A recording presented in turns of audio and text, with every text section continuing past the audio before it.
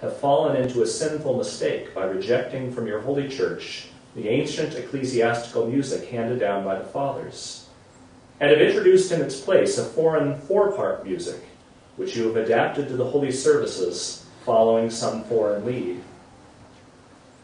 This news troubled us and grieved us justifiably, not only because the alteration of an ancient holy tradition without ecclesiastical permission reveals arbitrary meddling in a matter regarding the church, and having done so, it furtively leads the few Orthodox who are amongst so many heterodox to other dangerous opportunities, especially since the reform is related to other foreign customs, but also because of the nature of the matter, since it is evident that this newly appeared tetraphonic music is unbecoming to ecclesiastical propriety due to its innervating melody, and consequently its introduction into the sacred services goes against the sacred canons of the Church, which has inherited the tradition of praising God in spiritual odes and contrite, decorous hymns in the manner of the hymns composed by our Holy Fathers and our ancient ecclesiastical music, which are so God-pleasing and salvific. We are at a loss to explain how it could have seemed permissible to you to estrange yourselves from their holy footsteps by pushing aside the venerable hymnody sanctified and established by these inspired men, which Christians are accustomed to hearing, and which, along with other patristic traditions, characterizes all Orthodox people, and how you could have followed foreign and alien examples without realizing that in doing so, you also become guilty of sinning with reference to the canons of the Holy Church of Christ, the common mother of the pious, which in no way tolerates any change whatsoever of the ancient Christian customs and order, and that you will thus scandalize and bring grave sorrow to the other Orthodox Christians. For these and other substantial reasons, both we and our Holy Synod of Holy Hierarchs, unanimously agreeing, published in print our ecclesiastical encyclical letters proclaiming our ecclesiastical reckoning and decision regarding this matter, namely the abolition of four-part music in the sacred services of Orthodox churches everywhere, and the unwarranted use of our ecclesiastical music, the unthwarted use of our ecclesiastical music, which has been instituted for canonical reasons, as you will be informed more precisely by what is written in these encyclicals. In writing you this patriarchal and synodical letter of ours, we paternally advise and ecclesiastically urge you, who by God's grace comprise the Orthodox community there, that you remove not the eternal boundaries which thy fathers placed, nor divide the unity of the Church in regards to her sacred services and prayers, nor remove the best ornament of the Orthodox race, but as genuine children of our Holy Church remain firm in keeping her patristic sacred customs and venerable traditions, and put an end to the foreign melodies of tetraphonic music in both of the holy churches there, and in its stead bring in once again the ancestral, ancient, traditional music, and thus disagreeing in no way from the rest of the Orthodox churches, and avoid becoming the cause of a scandal and a stumbling to the pleroma in Christ through such a novelty. But by imitating with a keen sense of honor the ever-memorable God-loving founders of this sacred church of Capella, who were exact guardians of the sacred and ancestral ecclesiastical customs and champions of the ethnic character, so that you may leave to posterity models and examples of Christian virtues and God-pleasing zeal. We have advised these things to you out of ecclesiastical solicitude, and presented them to you, awaiting the results of our paternal exhortations from your filial and Christian eagerness, so that we may adorn you with our wholehearted synodical prayers and with well-deserved praise and commendation. May the grace and infinite mercy of God be with you. They're very strong words. What year was that? 1846. But I think that their words, if nothing else, should challenge us to think very carefully about the sort of music, the sort of ecclesiastical chant that we employ in our communities. And here again, I would emphasize the words that I began with. That in offering this presentation on Sea's behalf, I certainly have no wish to discourage any of you in the efforts that I know all of you are making to lead your parishes in worship and in prayer.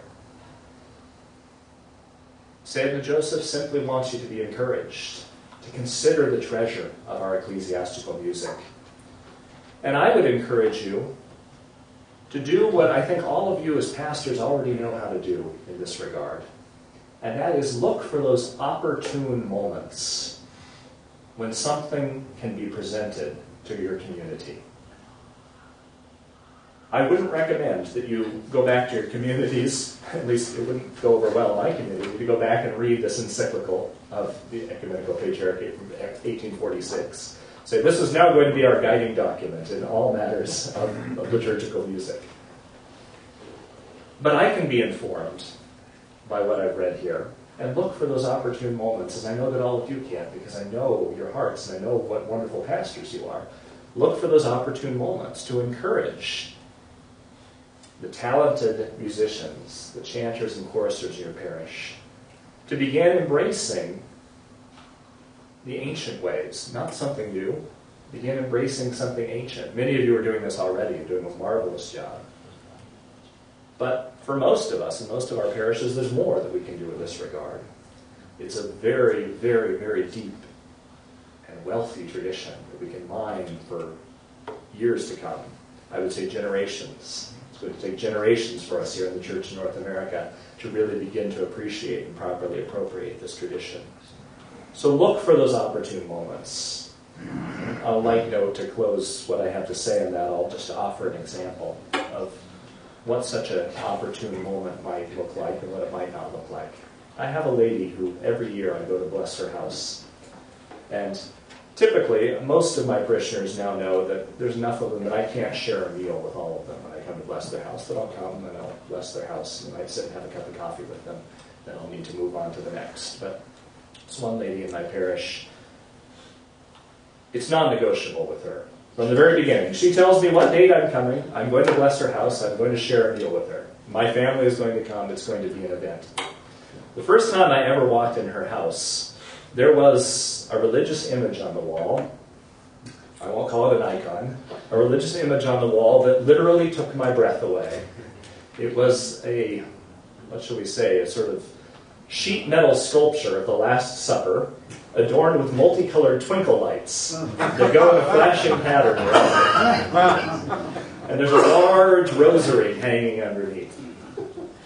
And the first thing she pointed out to me with great pride when I came to bless her house for the first time was this: "Father, isn't this beautiful? It's lovely. I brought this from the old country. It's so inspiring." You know, I have never tried to instruct this lady that this is not an Orthodox icon. Nor have I ever tried to instruct her that the rosary is really not an Orthodox prayer devotion. I can see her heart. I can see the purity of her heart and the life of prayer that she's leading. And this icon that, for me, is still a horrible distraction. I don't want to call it an icon. This image that's still a horrible distraction whenever I enter her home, somehow inspires her in a way that I don't fully understand and I won't even try to judge. To try to correct that, this would be an inopportune pastoral moment, I think. It's not going to produce anything good. It's going to make me look like a fool, and it's going to discourage her, probably. If, however, I were to walk into the home of a young couple who's in my catechumen class currently, and find a similar image hanging on their wall, we'd have a little discussion about that and about Orthodox iconography, because they're at a point where they can receive that information and incorporate it in their spiritual life while they're still forming their practice. Look for those opportune moments. Look for those hearts that are receptive to this message about our ecclesiastical chant within your parishes. I think we all have them within our parishes. There are many young people, I find them every place I go, who are hungry for the liturgical chant, the ecclesiastical chant of the church, hungry to learn our traditions more deeply. Seize those opportunities. Let's work together to deepen our understanding together, our appreciation of this beautiful wealth of ecclesiastical music, which has been entrusted to us by our Holy Fathers.